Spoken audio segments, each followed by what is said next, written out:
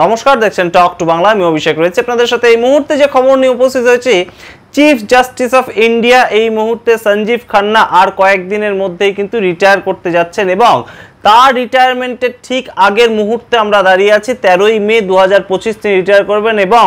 এই মুহূর্তে দাঁড়িয়ে যদি আমরা হিসাব করি যে কোন কোন বিচারপতি এখনো পর্যন্ত সরকার বিরোধিতার ক্ষেত্রে মুখর হয়েছেন, তার মধ্যে অন্যতম নাম কিন্তু থাকবে এই সঞ্জীব খান্না। বিভিন্ন ইস্যুতে আমরা দেখেছি কেন্দ্রীয় সরকারকে কটাক্ষ করা থেকে শুরু করে কেন্দ্রীয় সরকারের বিভিন্ন দপ্তরকে তিনি কিন্তু একদম কাঠগড়ায় দাঁড় করিয়েছেন এবং সেই ক্ষেত্রে সঞ্জীব খান্নার নাম কিন্তু তেমনভাবেই থাকবে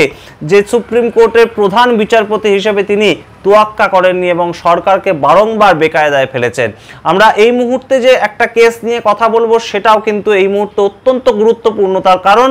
অ্যান্টি কনভার্সন ল এবং তার পিটিশন নিয়ে কিন্তু অশ্বিনী কুমার উপাধ্যায়, যিনি বিজেপির একজন নেতা এবং তার সঙ্গে সুপ্রিম কোর্টে অ্যাডভোকেট হিসেবে কাজ করেন, এবং সেই অ্যাডভোকেট অশ্বিনী কুমার উপাধ্যায় তার একটি বক্তব্যকে নিয়ে কিন্তু একটি মামলা করেন তিনি, এবং যেটা কিন্তু অ্যান্টি কনভার্সন ল। তার বক্তব্য অনুযায়ী প্রতিদিন 10,000 করে হিন্দুকে কিন্তু কনভার্ট হতে হচ্ছে বিভিন্ন অত্যাচারের জন্য অন্যান্য ধর্মে, এবং সেটা নিয়ে একটা শুনানি করা হোক। এইটা তিনি যখন বলেন 30শে এপ্রিল সুপ্রিম কোর্টে, তখন সুপ্রিম কোর্টে সিজেআই অর্থাৎ সঞ্জীব খান্না সরাসরি বলে দেন এটা অত্যন্ত সিরিয়াস একটা ম্যাটার, আমরা সমস্ত পার্টিকে শুনবো, তার জন্য একটা আলাদা দিন ধার্য করা হবে এবং সেই দিনটা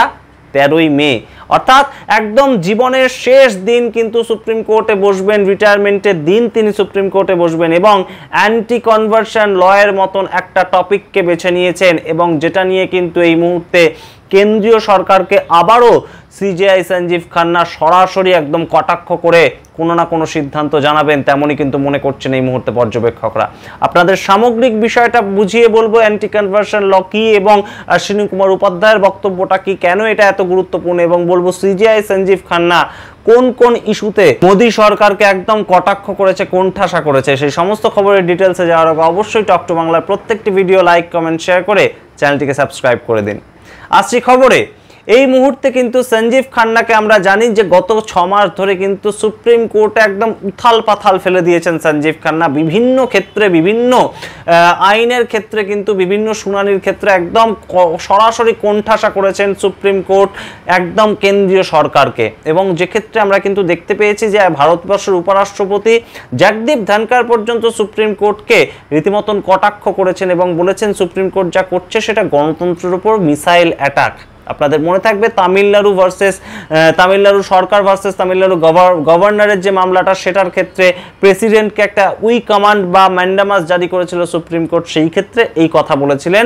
ভারতের উপরাষ্ট্রপতি যে রাষ্ট্রপতিকে কোথাও গিয়ে সুপ্রিম কোর্ট ছাপিয়ে যাচ্ছে, সেটা কি করে হতে পারে, এবং সেই নিয়ে কিন্তু বিভিন্ন তর্ক বিতর্ক হয়েছিল। আমরা পরবর্তীতে দেখেছিলাম walk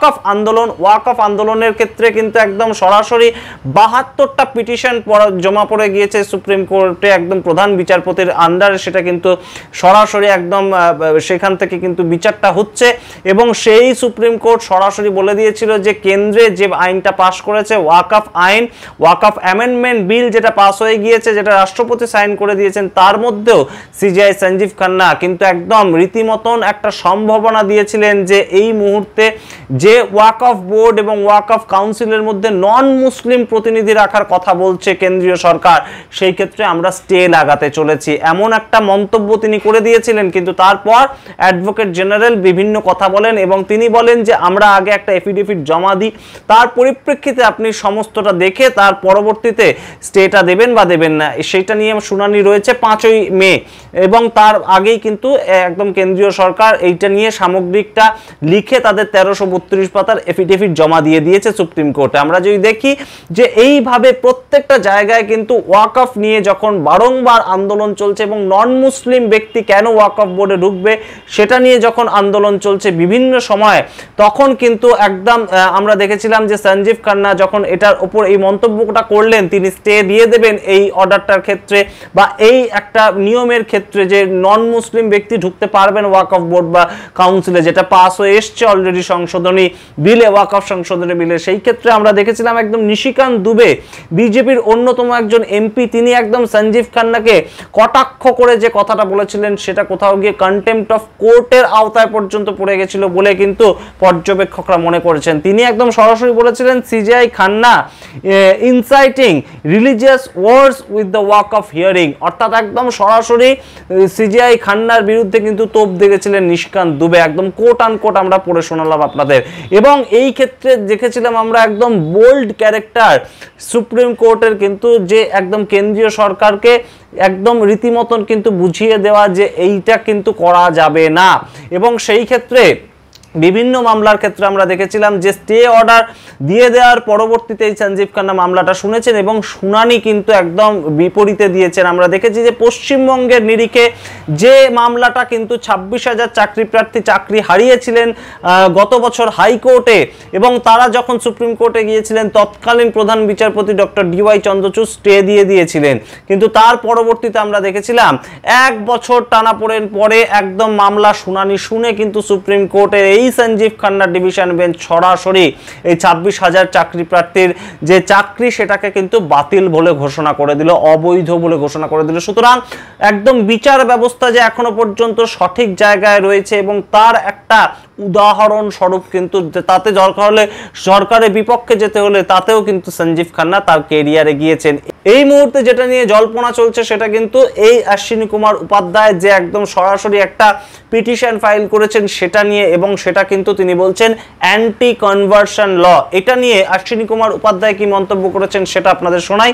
religious conversion is akin to waging a war. Every day 10,000 Hindus are being converted, অর্থাৎ একদম প্রত্যেক দিন কিন্তু 10,000 হিন্দুকে কনভার্টেড হতে হচ্ছে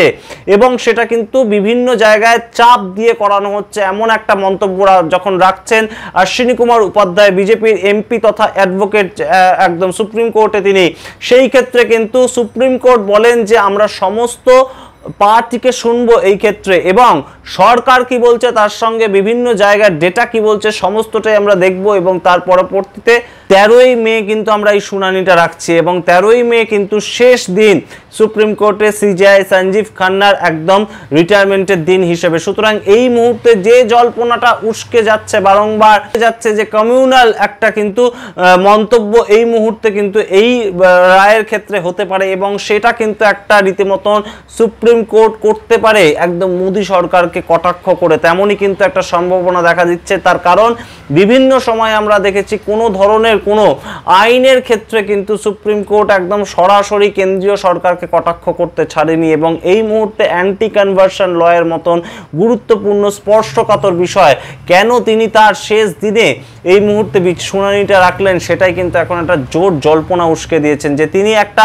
মারাত্মক মন্তব্য করে কি চলে যাবেন যেটা কিন্তু ইতিহাসকে নাড়িয়ে দিতে পারে, তেমন কি একটা ঘটনা ঘটবে নাকি জাস্ট একটা স্টে অর্ডার লাগিয়ে কিংবা একটা পরবর্তী শুনানির ডেট অন্যান্য যে বিচারপতিরা থাকবেন তার পরবর্তীতে বিআর গাওয়াই আসছেন 2025 সালের 14ই মে, একদম পরের দিনই তিনি জয়েন করছেন এবং শপথ নেবেন এবং তার হাতে ফেলে দেবেন বিষয়টাকে। কিন্তু অ্যান্টি কনভার্সন ল কিন্তু অত্যন্ত গুরুত্বপূর্ণ ভারতবর্ষের মতন দেশে এবং যেটাকে নিয়ে কিন্তু অশ্বিনী কুমার উপাধ্যায় একদম সরাসরি একটা পিটিশন দাখিল করেছেন সুপ্রিম কোর্টের কাছে। কিন্তু এটা কিন্তু একটা রীতিমতন চেঞ্জ হয়ে যেতে পারে এই মুহূর্তে মনে করছেন তেমনই কিন্তু পর্যবেক্ষকরা, যে একদম সরাসরি কেন্দ্রীয় সরকারকে কিন্তু কোণঠাসা করার জন্য আরেকটা মিসাইল হতে পারে সুপ্রিম কোর্টের পক্ষ থেকে। আমরা জানি বিভিন্ন মামলার ক্ষেত্রে কিন্তু সুপ্রিম কোর্ট একদম নিজেদের মতন করে দাঁড়ায় স্ট্যান্ড পয়েন্ট নেয়, যদি সুপ্রিম কোর্টের প্রধান বিচারপতি মনে করেন তাহলে কিন্তু তার হাতে এই ক্ষমতা রয়েছে। সুতরাং বিভিন্ন জায়গায় বিভিন্ন ক্ষেত্রে আমরা যে বোল্ডনেস দেখেছি এতদিন ধরে সঞ্জীব খান্নার কাছ থেকে সেটা কি শেষ দিনেও আমরা দেখতে পাবো,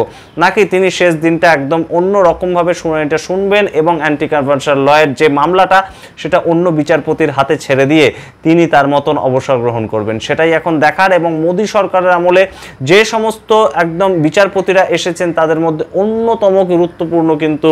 হয়ে থাকবেন এই সিজিআই সঞ্জীব খান্না, যিনি কিন্তু গত 6 মাসে একটার পর একটা গুরুত্বপূর্ণ থেকে গুরুত্বপূর্ণ মামলা শুনেছেন এবং মামলা শোনার পর তাতে রীতিমতন রায়দানের ক্ষেত্রে রীতিমতন চমকপ্রদ রায় দিয়েছেন, যেটা কিন্তু চমকে দিয়েছে বিভিন্ন মহলকে এবং সেটা কিন্তু সরকারের বিরুদ্ধেও গেছে বিভিন্ন সময়। এবং তার মধ্যে অন্যতম কিন্তু ওয়াকফ অ্যামেন্ডমেন্ট বিল, এবং তার শুনানিটা কিন্তু একটা জমজমাট শুনানি ছিল। সেই ক্ষেত্রে অবশ্যই সিজেআই সঞ্জীব খান্নাকে আমরা মনে রাখবো একদম একজন বোল্ড বিচারপতি হিসাবে। কি মনে করছেন আপনারা, আপনাদের কি মতামত অবশ্যই কমেন্ট বক্সে কমেন্ট করে জানান, এবং অবশ্যই টক টু বাংলা প্রত্যেকটি ভিডিও লাইক কমেন্ট শেয়ার করে অবশ্যই টক টু বাংলা ইউটিউব চ্যানেলটিকে সাবস্ক্রাইব করুন। ধন্যবাদ।